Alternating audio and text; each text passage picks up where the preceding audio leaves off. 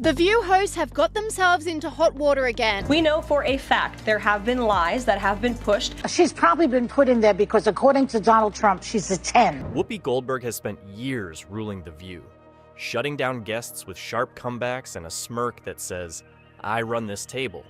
But this time, she met her match.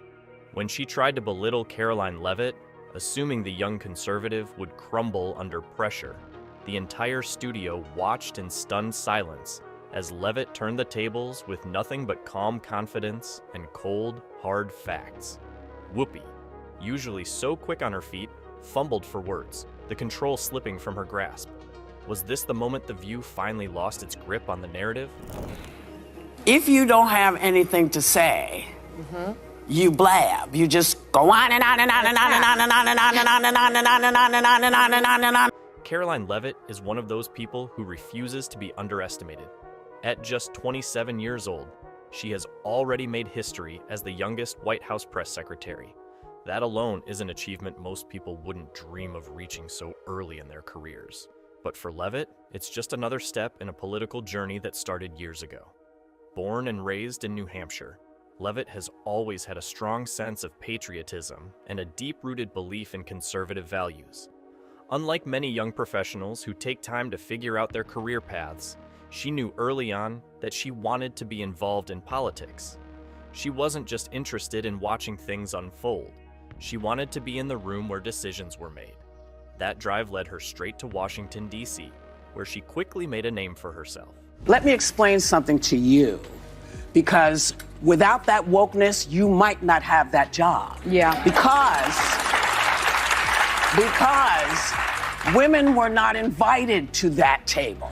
Before stepping into the national spotlight as the White House press secretary, Leavitt built an impressive resume working under former President Donald Trump. She first gained recognition as an assistant press secretary during Trump's administration, handling media relations and playing a key role in communicating the administration's policies to the public.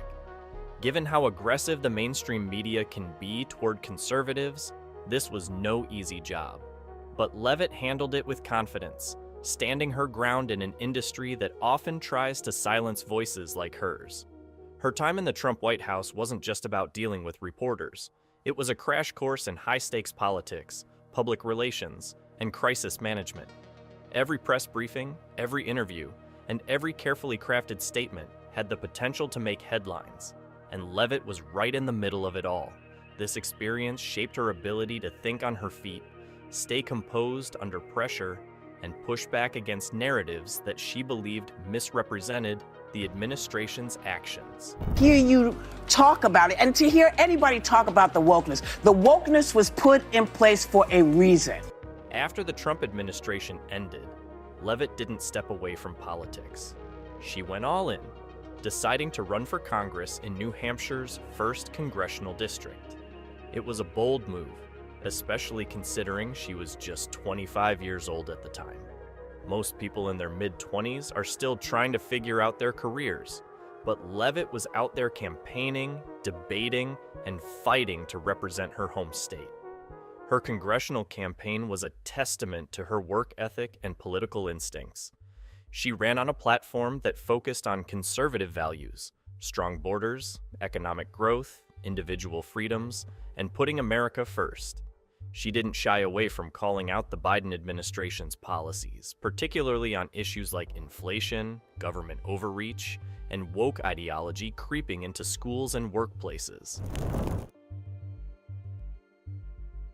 Anyone who has ever watched The View knows exactly what to expect. It's daytime television with a heavy dose of left-leaning politics, served up by a panel of outspoken hosts who rarely hold back. The show has built a reputation for being a place where liberal opinions dominate, conservative voices are treated like an endangered species, and any guest with a different viewpoint is met with eye rolls, sarcastic remarks, and constant interruptions. For years, The View has been less about actual discussion and more about reinforcing the same political narratives over and over again. The panel, led by Whoopi Goldberg and joined by regulars like Joy Behar and Sunny Hostin, thrives on their collective agreement. They champion progressive ideas, mock conservative values, and shut down anyone who dares to challenge their perspectives. The rare conservative co-hosts they've had, like Meghan McCain or Alyssa Farah Griffin, are often put in a position where they have to fight twice as hard just to get a word in. The audience, mostly made up of die-hard fans of the show, cheers on every smug remark, every dismissive gesture, and every sarcastic joke aimed at anyone who doesn't align with the panel's ideology. This particular episode started like any other. The hosts were settled in their seats, sipping from their signature mugs, casually chatting about the day's hot topics.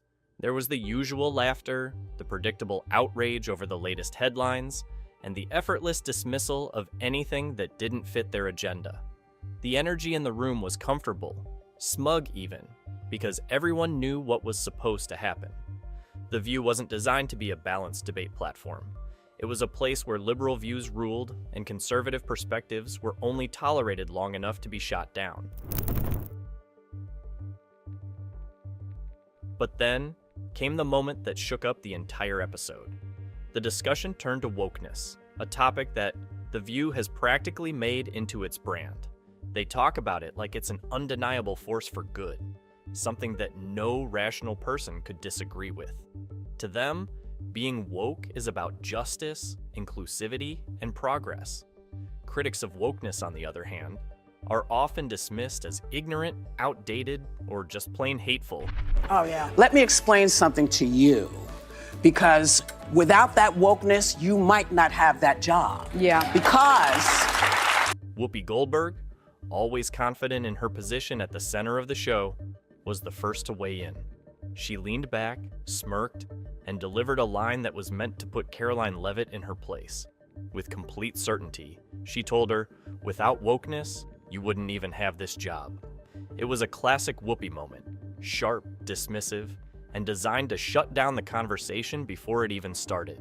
The assumption was clear. If you're a woman, if you're young, if you're successful, then you owe wokeness for your achievements. To her, it wasn't even up for debate. Wokeness had paved the way for women like Karoline Leavitt to succeed, and without it, she wouldn't even be sitting at that table. For a split second, the audience didn't know how to react, but they agreed with Karoline. The president, I remember old Karoline Jean-Pierre, just lying to people about how amazing Biden was, deep fakes. There was the usual clapping, the polite laughter, the nods of agreement. But there was also something else, an undercurrent of tension. Maybe it was because even some of the viewers recognized how condescending the comment was. Maybe it was because for the first time in a long time, someone was sitting across from Whoopi Goldberg who wasn't about to be steamrolled. Karoline Leavitt didn't flinch. She didn't look surprised or caught off guard. Instead, she simply smiled, a slow, knowing smile that made it clear she had come prepared. While the panel and the audience might have expected her to stumble, get flustered, or backtrack, she did none of that. We will call you out when we feel that your reporting is wrong or there is misinformation about this White House. So yes, I will hold myself to the truth, and I expect everyone in this room to do the same. And Caroline, Whoopi Goldberg has been on The View for years, and if there's one thing she knows how to do, it's control a conversation.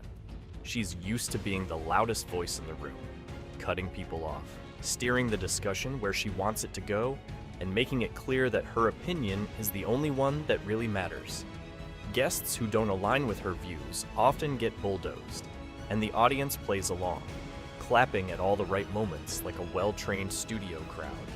Karoline Leavitt was supposed to be just another conservative guest who would struggle to get a word in, try to explain her position, and ultimately get dismissed by Whoopi and the rest of the panel.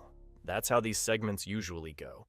The hosts mock the guest, throw out condescending remarks, and move on, feeling satisfied that they've once again put a conservative in their place. But this time, things didn't go according to plan. As the discussion moved into the topic of wokeness, Whoopi Goldberg leaned back in her chair, completely at ease, confident in her authority. She smirked, gesturing toward Leavitt, and then dropped the comment that set everything in motion. Without wokeness, you wouldn't even have this job. Okay, what I'm saying, this is the first time that she's been she may be, but my point is that job would not maybe have been open to her. No, I understand. I just wanted to clarify that. Yeah. It was meant to be a shutdown statement, a remark so self-assured and final that there wouldn't be much left to say. In Whoopi's mind, this was simply a fact. The idea was that without progressive policies, without the push for diversity, without the so-called woke movement, someone like Karoline Leavitt, young, female, conservative, wouldn't even have a seat at the table. It was a comment loaded with condescension, as if Leavitt's accomplishments weren't really hers, as if she owed her entire career to the very ideology she opposed. And the abuse continued. I would like this young lady this is her first job, I would like her to do a little homework. Because she said something yesterday that really pissed me off. For a moment, there was silence. A brief pause where the weight of the statement hung in the air. Then, as expected, the audience reacted. There were cheers, some laughter, and the kind of smug agreement that the View's audience is known for. Some nodded, others clapped. To them, Whoopi had just landed the perfect punchline. But something was different this time. There was also tension, an underlying discomfort that hadn't been there before. Even Joy Behar, who loves nothing more than to jump in with a sarcastic jab, shifted in her seat instead. Maybe it was because the statement was just a little too dismissive. Maybe it was because deep down, even some of the audience members recognized that Whoopi had crossed a line. Or maybe it was because Karoline Leavitt didn't react the way they expected. She didn't look flustered. She didn't stumble or rush to defend herself. She didn't even look angry. Instead, she smiled. It wasn't a forced smile or a nervous one. It was slow, controlled, and full of confidence. It was the kind of smile that said, "You just made a huge mistake." Whoopi Goldberg was used to guests shrinking under pressure. She was used to dominating the conversation and forcing people onto the defensive. That's how she kept control. But Leavitt wasn't giving her that satisfaction. She didn't rush to explain why she was qualified for her position. She didn't try to argue that her success wasn't because of wokeness. Instead, she let the silence drag on just long enough to make it uncomfortable. And just like that, the energy in the room changed. The laughter died down. The audience, which had been so quick to cheer Whoopi's remark, was suddenly a little quieter. Then Karoline spoke. Her voice was clear and steady. No hesitation, no uncertainty, just facts. She didn't waste time arguing about whether or not she owed her success to wokeness. She knew that was a trap, a way to put her on the defensive. Instead, she shifted the conversation entirely, taking control in a way that no one had expected. She started with hard numbers, government spending reports, publicly available information that most people never hear about. She pointed out that taxpayer money wasn't just going toward basic infrastructure or national defense. It was funding a long list of woke initiatives that had little to do with actually helping Americans. She broke it down with precise examples. She mentioned how millions of dollars were being funneled into gender studies programs in Guatemala, a foreign country that had nothing to do with American taxpayers. She brought up how the government had allocated funds to woke-inspired Sesame Street programs designed to push ideological messaging on children. She highlighted spending on diversity training programs that weren't just about fairness or opportunity, but about enforcing a very specific political agenda in workplaces, schools, and even the military. As she spoke, the audience, which had been so eager to cheer for Whoopi's remark, fell silent. There were no sarcastic laughs, no immediate interruptions. People were listening. Even Joy Behar, always quick with a snide comment, sat quietly, her usual smirk replaced with something closer to concern. It means no more funding for transgenderism and wokeness across our federal bureaucracy and agencies. No more funding for Green New Deal social engineering policies. Again. Then Karoline took it a step further. She explained how wokeness had gone from a simple social movement into a full-blown political weapon. It wasn't about equal rights anymore, she argued. It was about control. It was about silencing people who didn't agree with the mainstream narrative. It was about punishing anyone who dared to think differently. She laid out how corporations had been pressured into pushing political messages, how universities had turned into ideological battlegrounds, and how people who simply questioned certain woke policies were immediately labeled as hateful, bigoted, or dangerous. She pointed out how cancel culture had become a tool to ruin careers, silence opposition, and intimidate people into compliance. If an individual is overstaying their visa, they are therefore an illegal immigrant residing in this country and they are subject to deportation. Whoopi, who had expected this to be an easy conversation, suddenly looked uncomfortable. She wasn't used to guests pushing back this hard, and she definitely wasn't used to being the one caught off guard. She shifted in her chair, glancing at the other hosts, as if hoping one of them would step in. The rest of the panel wasn't much help. They were usually quick to jump in, to double down on their guest, to reinforce Whoopi's dominance in the conversation. But Karoline wasn't giving them the usual openings. She wasn't playing into their tactics. She wasn't scrambling to defend herself or letting herself be interrupted. The president is open to deporting individuals who have broken our nation's immigration laws. So if they are here illegally, then certainly he is open to deporting them. And that's what this administration is hard at work at doing. We receive data from DHS and from ICE every single day. And the audience could feel it. The usual rhythm of The View, the smug remarks, the easy applause, the dismissive jokes, was completely thrown off. The silence in the room wasn't just awkward, it was telling. By the time Karoline finished speaking, Whoopi's confidence had taken a hit. She tried to brush it off, to move the conversation in another direction, but it was obvious that the dynamic had shifted. The usual formula wasn't working. The audience wasn't reacting the way they were supposed to. Karoline had done something that rarely happened on The View. She had turned the tables. Instead of being put on the defensive, she had put Whoopi and the rest of the panel in a position where they had to scramble to regain control. Instead of letting herself be steamrolled, she had taken command of the conversation. So White House Press Secretary Karoline Leavitt announced that the Associated Press has been banned from the Oval Office for not honoring the recent renaming of the Gulf of Mexico.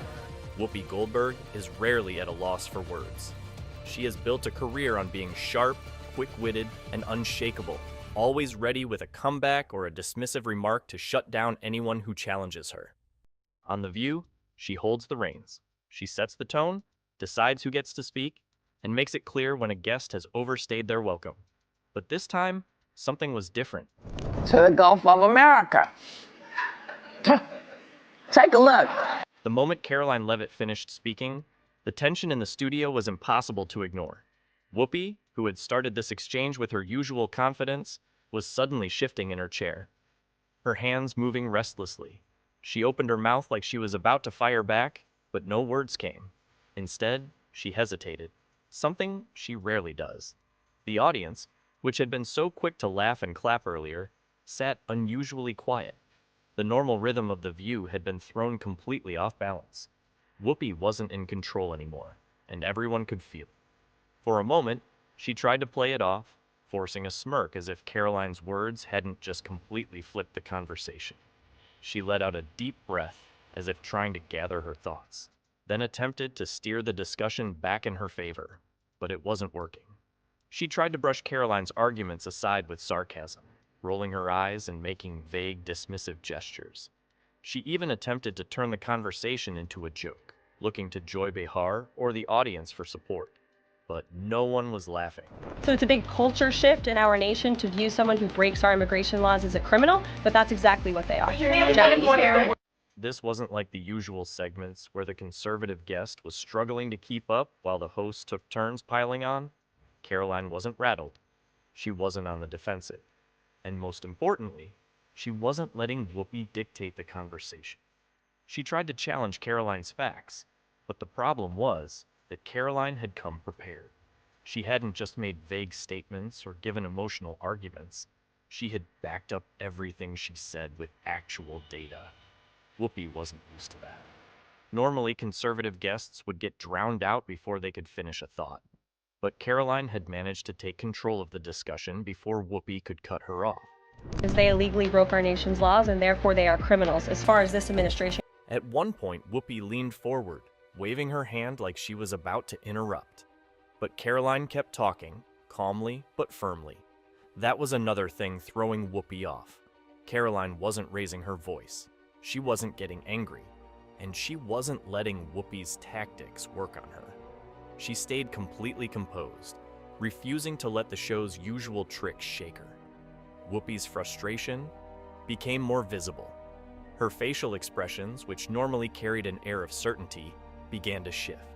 The confidence that had been there at the start of the segment was fading. It wasn't just that she didn't have a strong response. It was that she knew she didn't have a strong response, and the audience could see it. Their bubble of the audience that The View speaks to, that's probably kind of what the group think is. So one defense, I guess, is that she was speaking to her audience, but you take it outside of that bubble the way you are right now, and we all can see what it is. This was a rare moment on The View. Usually the audience plays along, clapping and cheering at the right moments, reinforcing the show's narrative. But this time, there was hesitation. The usual blind support wasn't as strong as it normally was.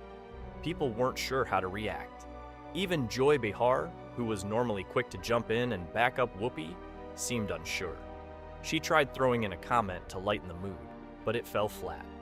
The energy in the room had shifted completely, and there was no easy way to bring it back. She was conflating two ideas. This word wokeness didn't look like she really understood what it meant, or certainly the way Karoline Leavitt meant it when she made that statement, and she was conflating it with civil rights. Whoopi tried one last time to regain control. She took a deep breath and went for her usual fallback, mockery. If she couldn't counter Karoline's points with facts, she could at least belittle her. She made a sarcastic remark, rolling her eyes dramatically and dismissing Karoline's statements as just another example of conservatives playing the victim. But this time, it didn't land the way she wanted it to. Karoline didn't react. She didn't get flustered, she didn't take the bait, and she didn't even seem fazed. Instead, she simply gave Whoopi a steady, almost amused look, as if to say, "Is that really the best you've got?" And that was it. Whoopi had no more cards to play. The producers, sensing the uncomfortable energy in the room, quickly cut to commercial. The audience, still unsure whether to clap or stay silent, hesitated for a few seconds before some scattered applause broke out, though it was noticeably weaker than usual. Whoopi is mansplaining the press secretary job to Karoline Leavitt. Hilarious. The moment the exchange between Karoline Leavitt and Whoopi Goldberg happened, something shifted in the studio. The energy in the room, which had started with confidence and laughter from the hosts and their usual supportive audience, suddenly felt different. It was subtle at first, just a slight hesitation in the applause, a few nervous glances exchanged among the panelists, and an awkward silence that lingered just a little too long. The audience, who had been quick to cheer for Whoopi's initial remark about wokeness, wasn't as loud anymore. Some of them still clapped, but it wasn't the enthusiastic kind of applause that The View was used to. It was polite, almost forced, as if they were waiting for someone to step in and steer the conversation back to familiar territory. Others just sat there, unsure of how to react. This wasn't how things normally played out. The usual format of The View had a rhythm to it. Conservative guests were brought in, challenged, mocked, and dismissed, all while the audience laughed and cheered in agreement. But Karoline Leavitt had completely thrown off that script. Instead of backing down, she had confidently laid out her arguments, backed them up with facts, and refused to be rattled.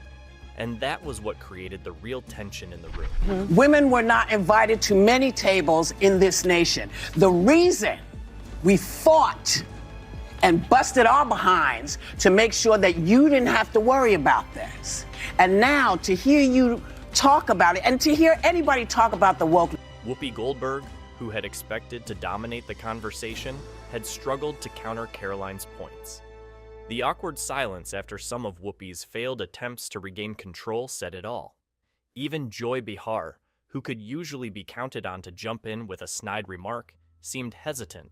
The audience, sensing that things weren't going as expected, didn't know whether to laugh, clap, or just wait for the segment to move on. As soon as the cameras cut to commercials, social media exploded. Within minutes, clips of the exchange were circulating on Twitter, Instagram, and Facebook. People who hadn't even watched The View live were already reacting to what had happened. Conservative pages and commentators jumped on the moment, praising Karoline for standing her ground and calling out what they saw as Whoopi's hypocrisy. Memes flooded the internet, many showing Whoopi's stunned reaction as she struggled to respond. One clip, in particular, went viral. The moment when Karoline smiled confidently after Whoopi's remark about wokeness, as if she knew exactly how to dismantle the argument before even saying a word.